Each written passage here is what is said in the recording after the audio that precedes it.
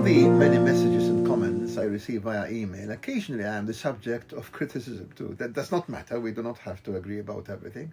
It is also possible that we do not agree about anything. Somebody wrote to me and told me, if you eliminate myths and fantasies from people's lives, they won't be living. They'll just be existing. He said, you could be telling the truth, but unknowingly you are causing harm to many young people's dreams.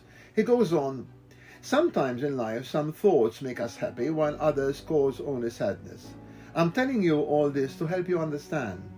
Santa Claus does not exist for adults, but when we are young, we enjoyed imagining him to be real. Our mother encouraged us to believe in him until we were 12. If you take away these fantasies, only the sad side of the world remains, and we'll be wondering, what is it we're living for? I'm afraid I cannot agree with our friend who wrote this message. Knowing the truth exposes some hideousness, but life has many beautiful features to offer. Look at the birth and growth of a child. Look at the sky and the plants and the trees and the sea. At the majesty and grandeur of the universe. Look at the sacrifices that people make for each other, the different cultures in different countries, the scenery that many countries have, the mountains, rivers, lakes, and majestic buildings built by humans. Why should we see only unpleasantness?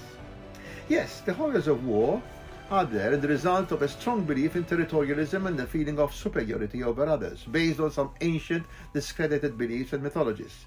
The evil of criminality is mostly a result of unharnessed selfishness. Nature just is, and acts independently of our thoughts and wishes. Sickness and death will remain, and we cannot ignore them. The best that we can do is to try our utmost to cure diseases and alleviate pain. This does not happen with belief in spirits, magic and fantasies, but by improving the science of medicine and technology. If we had to keep on relying on fairies and dragons, we would not have invented planes to travel long distances and mobile phones and internet to remain connected speedily wherever we are. Had we stopped searching for the truth and got stuck in old myths, we would not have made hygiene a priority. We would have endured the dirt and diseases of the past. We would not have discovered cures for polio, leprosy, smallpox, tuberculosis. We would not have uncovered the germ theory and would not have conceived of antibiotics and vaccines. A large percentage of women would have continued dying while giving birth, sometimes with their offspring. Fantasies and fables will persist. Children, while they are still very young, believe in Santa Claus, fairies and witches. This does not matter much because their imagination is still developing. But when they grow older, they cannot keep believing this baloney. If I had to decide, I would start from senior school teaching children that there are no ghosts, witches or fortune-telling. These are just remnants of ignorance and superstition. Imagination is still very important, and we should encourage dreams, but our feet have to remain firmly on the ground. Children, when they grow up, should be able to distinguish between what is fantasy and what is reality. They need to study science more, be critical and search for an objective truth. If we want to continue on the road to progress, that is why it is irresponsible and senseless to have so many pseudo-documentaries on ancient aliens, on ghosts and spirits and Bigfoot. Unfortunately, there is a demand and they are going to carry on spreading nonsense. Do you think these false beliefs are not detrimental? Some of them, like astrology, might look quite inoffensive.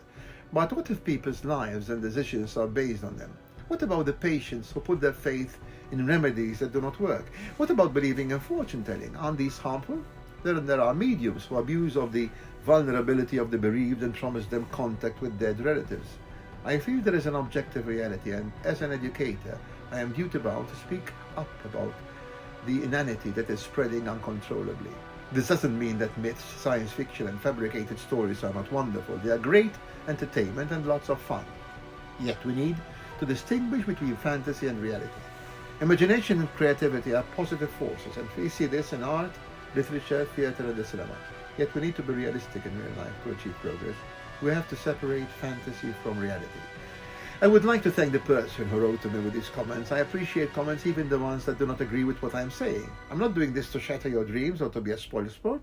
I just wanted you to see what is really wonderful and magnificent, and what beliefs are simply too irrational for our own good. Thank you for watching and listening, and if you have any comments or questions or information, just send me an email on shettico@gmail.com and I'll definitely consider them.